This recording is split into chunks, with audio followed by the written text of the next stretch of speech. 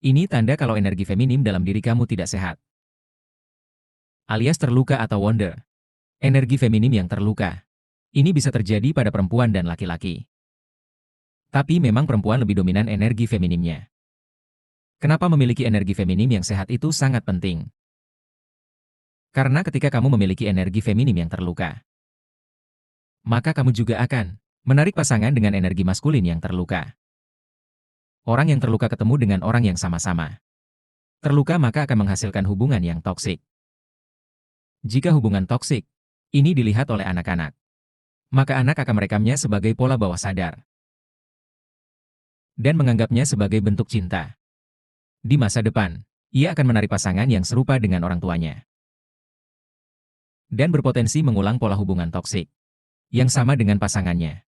Ketika dia punya anak, maka anaknya juga akan mengulang pola yang sama.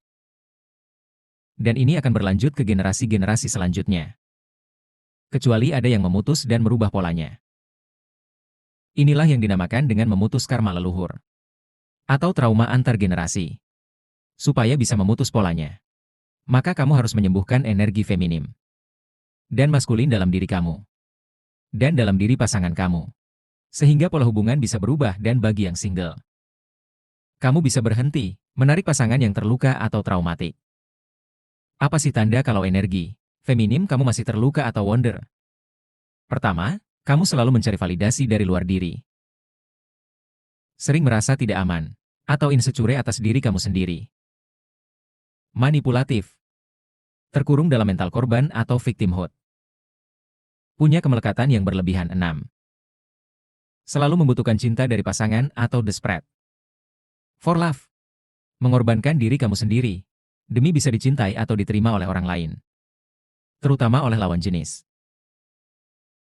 Tidak memiliki batasan dan standar. Oversharing tentang emosinya. Tidak memiliki self-love yang sehat. Tidak berdaya, kehilangan kreativitas, dan sumber daya untuk melanjutkan hidup. Intuisi lemah atau bahkan tidak terdengar sama sekali. Hidupnya terlalu bergantung dan tidak produktif. Lalu apa sih tanda kalau energi feminim kamu sudah sehat? Yang pertama, kuat. Tahan terhadap penderitaan dan memiliki batasan yang sehat. Mencintai, mengasihi dan suportif. Rapuh atau vulnerable, tapi bisa memancarkan kasih sayang dan autentik. Atau menjadi diri sendiri. Reseptif atau mudah menerima. Percaya diri dengan tubuhnya dan value dirinya. Intuitif dan kreatif. Sangat berdaya dan produktif. Bisa meminta apa yang dia butuhkan. Alias punya kemampuan komunikasi yang baik. Menikmati proses-proses mencipta. Mampu terhubung dengan orang lain dengan cara mendengarkan.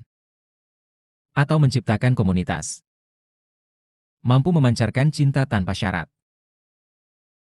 Adaptif dan mudah bersyukur. Bisa mengapresiasi dan mendukung pasangan. Nyaman dengan dirinya sendiri. Merasa cukup, sehingga tidak perlu mencari validasi dari orang lain.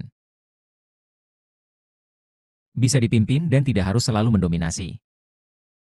Bumi baru zaman keberlimpahan Nusantara. Bumi kita sedang berubah menuju ke bumi baru yang lebih berkesadaran. Lebih harmoni, dan lebih keberlimpahan. Karena itu kita semua mengalami kebangkitan spiritual. Bumi baru nanti adalah eranya penciptaan dan kreasi ini. Adalah era yang penuh dengan peluang dan keberlimpahan. Kebangkitan spiritual adalah jalan pembukanya. Apa sih yang perlu dilakukan selama kebangkitan spiritual? Dan bagaimana caranya kita bisa beradaptasi dan berdaya di bumi baru nanti? Ini tanda kalau energi maskulin dalam diri kamu tidak sehat. Ini bisa berlaku pada perempuan dan laki-laki.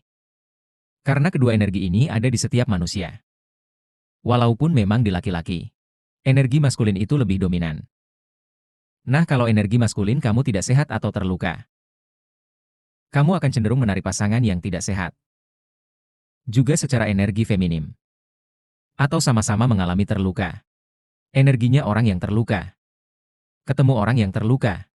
Akan menghasilkan hubungan yang toksik. Hubungan toksik, ketika dilihat oleh anak-anak akan menjadi pola bawah sadar. Dan di masa depan, si anak akan cenderung menarik pasangan yang sama seperti orang tuanya. Dan berpotensi mengulang pola hubungan yang sama juga. Inilah sebabnya kenapa karma leluhur atau trauma antar generasi itu bisa terjadi. Apa tanda-tanda kalau energi maskulin kamu tidak sehat atau terluka alias wonder? Yang pertama, sangat melekat pada tuntutan untuk sukses. Takut mengalami kegagalan. Selalu butuh untuk menjadi benar. Agresif, selalu ingin menguasai dan menyerang. Dingin dan memberikan jarak pada orang lain. Kritis dan suka menghakimi. Egois tingkat tinggi. Terjebak dalam pemikiran logis melulu. Sehingga tidak bisa merasakan emosi.